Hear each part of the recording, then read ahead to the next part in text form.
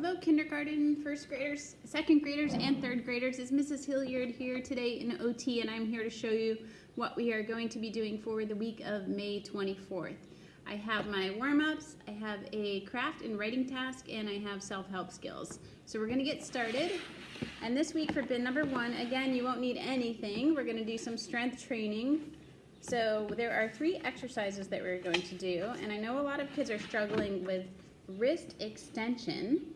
So there is a rote exercise that we can do to strengthen our wrist extensors for better writing and cutting, and I'm going to show you how that's done. So we're going to put our hands flat on the table, and we're going to pretend that we have chewing gum on the bottom of our wrists right here, and they're stuck to the table. And we're just going to lift our hands all the way up and back down. We're going to do 10 of those. So 1, 2, 3, 4, 5, 6, 7, 8, 9, and 10. And you can see that I don't lift the wrist off the table. It's just the hand is back and down. And if you want, you can use one hand to hold your forearm down and come up and down, and you'll feel those little muscles that we're strengthening moving around in the top of your forearm. So those are wrist extension exercises. The next exercise we're going to do are called spider mirror push-ups, and I did not make up that name. It comes from Mary Bembo, the handwriting guru in our OT world. And the reason she calls them spider mirror push-ups are because we take our 2 hands to work on some palmar arching, strengthening those little muscles in the palm of our hand.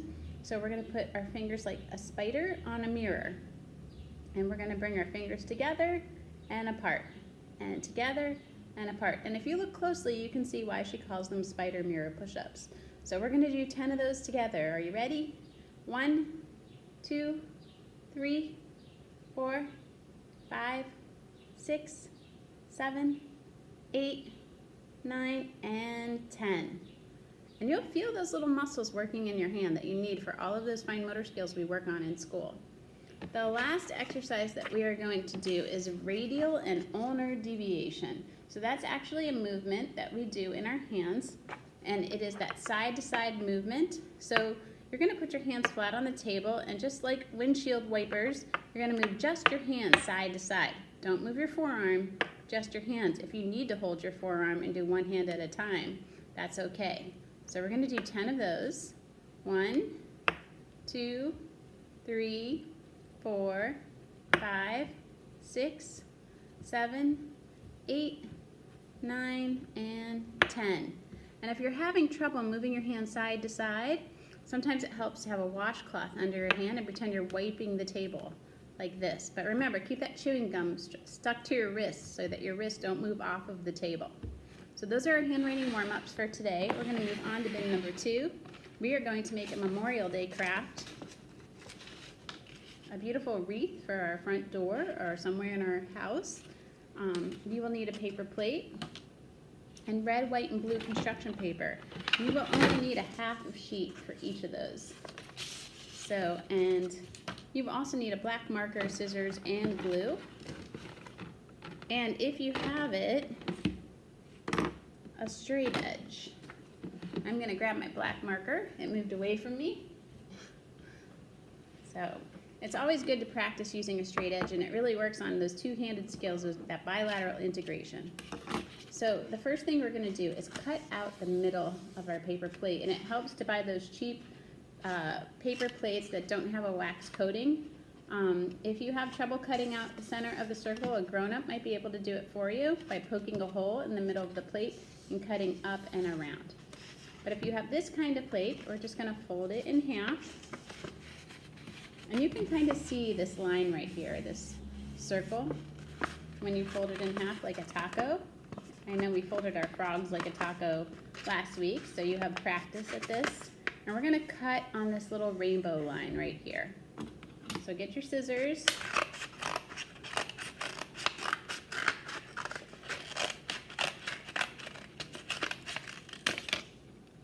And we cut out the center of our paper plate. Next, we're going to take our red and white paper. So you can see that we have little red and white squares going all the way around our wreath. So we're going to use a straight edge to make 3 lines down on each of these pieces of paper.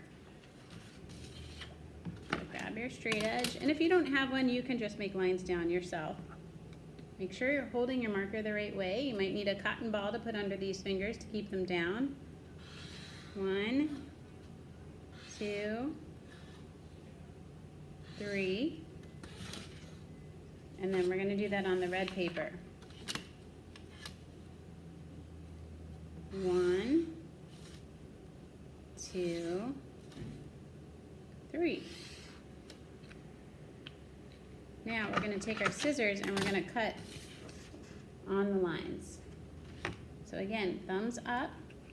Make sure that wrist is extended, not flexed like this. And we're going to cut on the lines, straight up. And if you have to sing open shut them or say open shut to pace yourself so that you don't rip the paper, that's okay. So we'll try that on the next line. Open, shut, open, shut, open, shut, open, shut. And we're going to do that on the white paper.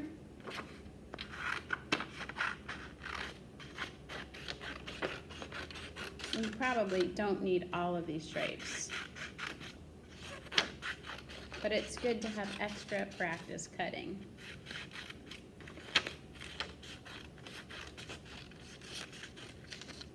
And once you have all of your strips of paper cut, we're going to cut small squares. So this will just give you practice again using that stabilizing hand.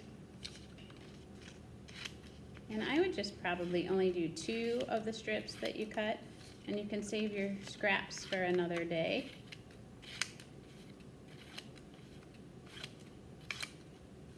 And we'll do one more white one together.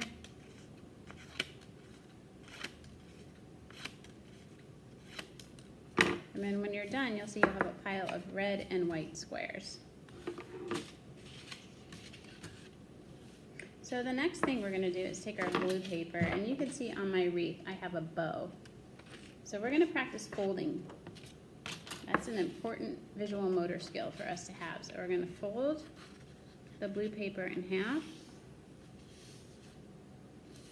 And then we're going to take our marker and we're going to draw a line down the side.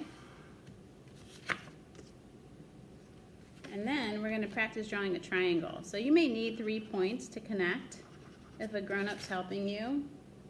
So you're going to connect those dots to form a triangle. And when you're done, your folded paper will look like this. So it's folded, but it has a triangle and a line down. And now we're going to cut on the line, and we're going to cut out the triangle. But keep your paper folded. And don't forget, when you get to a corner, when you're cutting out a shape, you stop and turn the paper. Get to a corner, stop, and turn the paper. And when you're done cutting, you'll have 2 triangles and a long strip of blue paper that I want you to snip or rip in half. And save all of your parts and pieces that you cut. Now we're going to put together our wreath. So you'll need a glue stick, and you're just going to go around your plate a couple of times. It could be Elmer's glue, or it could be a glue stick, but you want lots of glue. And then we're going to make a pattern with our red and white squares. So you can make any kind of pattern you want. I'm just going to alternate red, white all the way around. And some of you might be working on patterns in kindergarten. There might even be some first graders working on patterns. And take your time. I'm going kind of fast because I don't want my video to be too long. But take your time and make it nice. Whoops. And you got to push down with your thumb and make sure everything sticks. Miss Alyssa is not doing a good job of that right now. There we go. So your wreath will look like this when you have all of your red and white papers on. And then we're going to take those 2 triangles. And there, we're gonna put them together like two fish swimming towards each other. We're gonna glue them like that. So put your glue right here.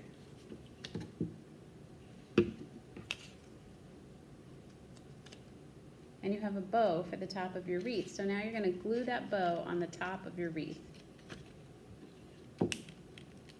Again, use lots of glue because we want to make sure it sticks to the plate.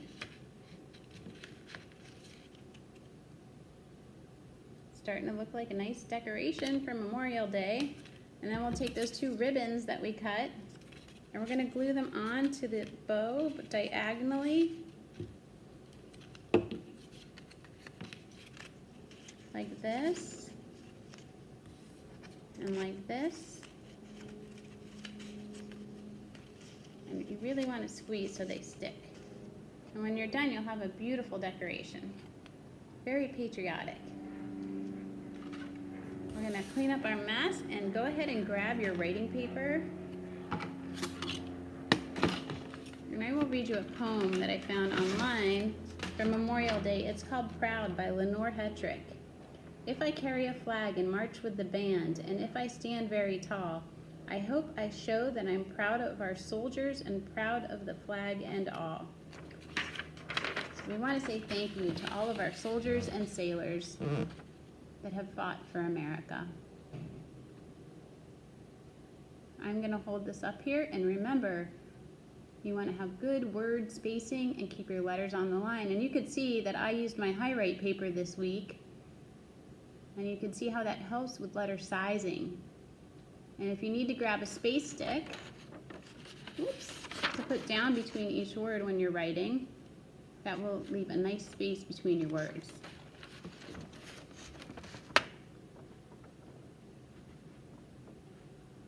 Go ahead and pause the video if you need more time.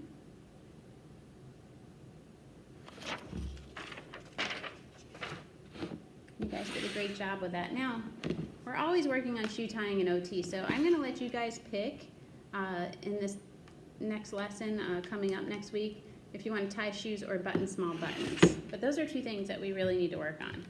So for tying shoes, we work on the adaptive technique in OT. We leave that eye hole empty at the top of our laces and plug in, and some of you are really good at plugging in, or you just have your laces tied so that they always stay like this. We're going to pinch in the middle, make that X, save that space, take the lace that's behind, push it down through the front, pinch and pull, and you can see we need our pincher fingers to do this, and good wrist extension.